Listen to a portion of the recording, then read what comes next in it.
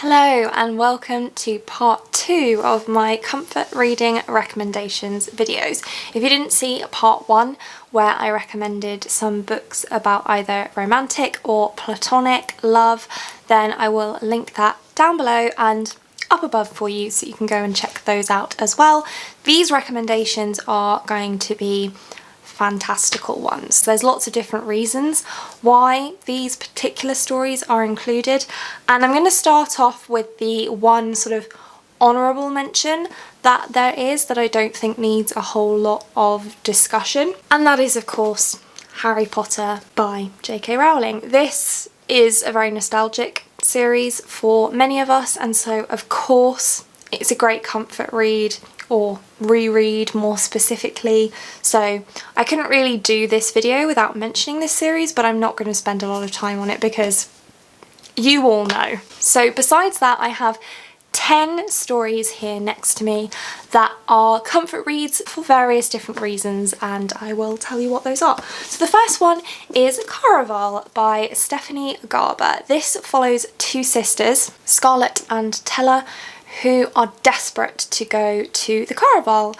which is a once yearly magical carnival that is invite only, and they really want to be invited. And when they do get invited, they get there and there's a lot more mystery involved than you might think. There are some romantic plot lines here as well, but it's in this video because I don't think that those are the main focus of the story. The main focus of the story, at least for me, was the atmosphere and the world. It's very fun and whimsical, dark in places, mysterious, beautiful, and it really sweeps you away, plus it's a very, very easy read. Then of course I have to mention my favourite series ever, that is the Chronicles of Ixia by Maria V. Schneider, with book 1 being Poison Study. There is so much involved in this world and in this series, and book 1 really barely touches the surface of it. The world that we deal with in this series is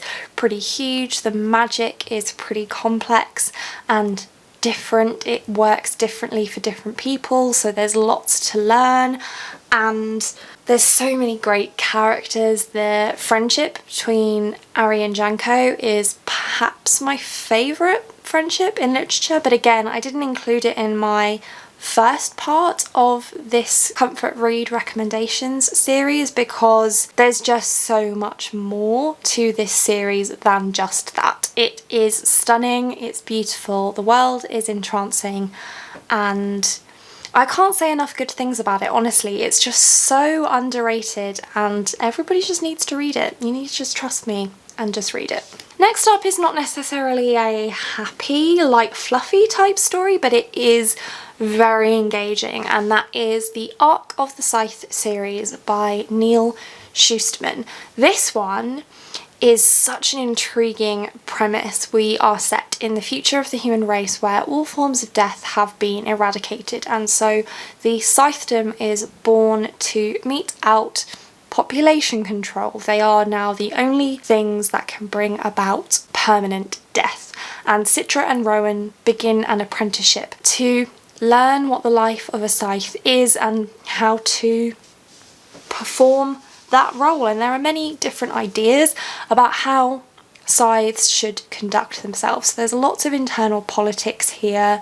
The concept alone, in my opinion, is fascinating, and at least for me, I found there to be so many unpredictable twists and turns that I was just so invested in this story. I could not put it down at all, and I was just completely distracted by this one. I wasn't thinking about anything else when I was reading it. I was just flipping the pages as quickly as I possibly could to find out what was going to happen next. This next one is The Thief, which is the first book in the Queen's Thief series by Megan Wallen Turner, and this, as you can see, is a fairly short book. As far as I know, most of the books in the series are fairly short. I've only read the first 2, but I still have no reservations in recommending it because this is just such an easy to read fantasy series. The world is sufficiently big as to draw you in, but the author doesn't spend a whole lot of time describing what mountains look like or what forests look like. The author, Megan,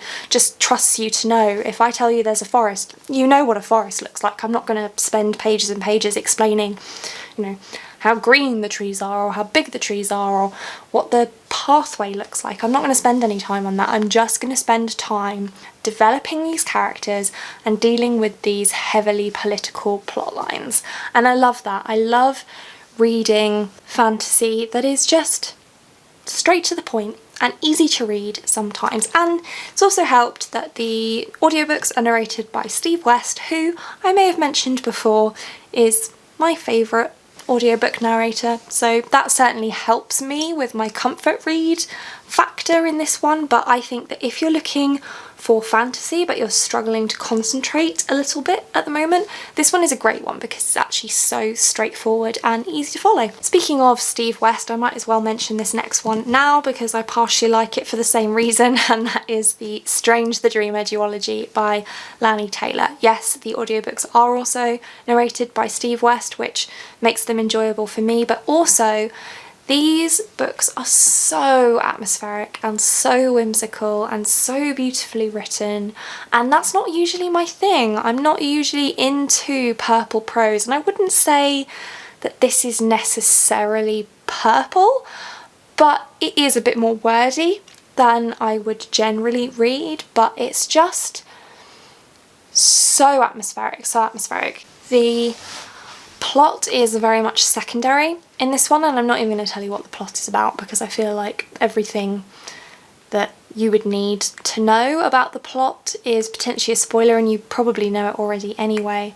But the real focus of this is the world. The world is just so deeply explored, and it's almost the complete opposite of this. So this is what you want to read if you don't want lots of exposition and you want something easy and quick to read that's going to grab your attention but not need a whole lot of concentration, whereas this one is lots and lots of world building, lots and lots of description, but it really puts you in the world, it puts you in the character's shoes. You can't escape it, you are there while you're reading this story, especially if you read and listen at the same time, which I strongly recommend. I think that works particularly well for atmospheric reads like this one, and it's just beautiful and comforting, and I can't put my finger on why other than that atmospheric feeling that you get while reading this story. Along a similar kind of line, we have the Kingkiller Chronicles by Patrick Rothfuss, book 1 being The Name of the Wind. This is another one that is incredibly atmospheric, and we are being told Kvothe's life story by Kvothe, so we're very much getting into that character's head. We're just focused on him. He is telling us his story. For that reason, the narration is unreliable to a certain extent. It's not my favourite, but I do think that it is very, very, what's the word I'm looking for? Entrancing. You just get swept up by and swept up in the story of this character. We get snapped back to present a few times and it almost feels jarring. It's like, oh, I'm actually reading a book here. I'm not sort of actually sat in someone's brain watching their life, because that's what it feels like while you're reading the story, or at least while you're reading him telling his story to you, and then you get brought back to present and you realise, oh, this is just a story, this isn't happening right now, but it really feels like it is. And that's why I think this is such a great comfort read, because you will really lose yourself in it. Next up we have a fun one, and that is The Afterlife of Holly Chase by Cynthia Hand. This is a Christmas Carol retelling where Holly Chase is a Scrooge and she doesn't learn the error of her ways, she doesn't change anything, and so when she dies she becomes the ghost of Christmas past and she has to try and help redeem other people like her.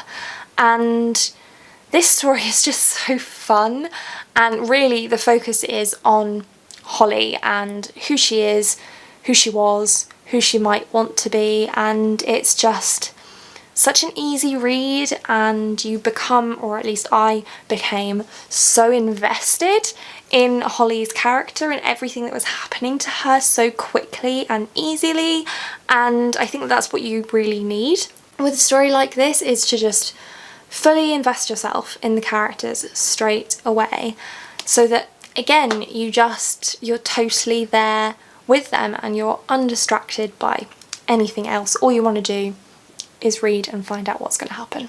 Next up we have Fire and Thorns by Ray Carson, which is book 1 in the Girl of Fire and Thorns series, and this one again is here because it's just such a big world with so much magic to learn about. So there's a magic system. We also have our main character Elisa, who is the bearer of the mystical godstone, but what does that even mean? What does it do? Why has she got it? It means that she's destined for greatness, but what does that even mean? And we are spending time with her discovering herself, discovering this world, discovering the magic. There's so much going on, but it's also very, very easy to read, very, very easy to follow. It's not complex. It's epic fantasy in scale, but low fantasy in writing style, so it's just so much easier to follow and fall into. It's not a massive undertaking. There are 3 books in this series, but they're encapsulating, and I keep using that word, but it's true. That's the overarching theme of the recommendations in this video. And then the last one is my most recent discovery, my most recent favourite. I'm totally invested in this series. I've only read the first 2 books, but I'm completely hooked, and that is the Keeper of the Lost Cities series by Shannon Messenger. We follow Sophie, who is a telepath, and because of that she has never really felt like she fits in, but then she discovers that actually she's an elf, so she was never really meant to fit in with humans, and now she's moving to the elven world and finding that maybe she still doesn't fully fit in, but she feels much more at home there. And there's so much plot going on in this story. There are so many great friendships in this story. Sophie is a fabulous character. There's so much going on with her magic. There's so much going on with all of the other magic. This is middle grade, but it's just suitable for all ages, honestly. It's so great, and it's all I want to read. The only reason I'm not binging the whole series is because I don't want to give myself a massive book hangover, which is exactly what would happen if I just read this entire series back to back. But stopping myself from doing it is really, really hard because it's all I want to read. It's just so great. So there you go. There are 10 magical, fantastical, wonderful books that I think are great comfort reads for one reason or another, and if you have any other comfort reads that you would like to recommend, then please do leave those down in the comments section. Also, again, if you haven't seen my romantic and friendship based comfort reads recommendations video, then that will be linked for you too, so do go and check that out. But that's it for this one. Thank you so much for watching. If you like this video and want to see more like this from me, then do think about hitting that subscribe button, and I hope to see you here again soon. Thanks, bye!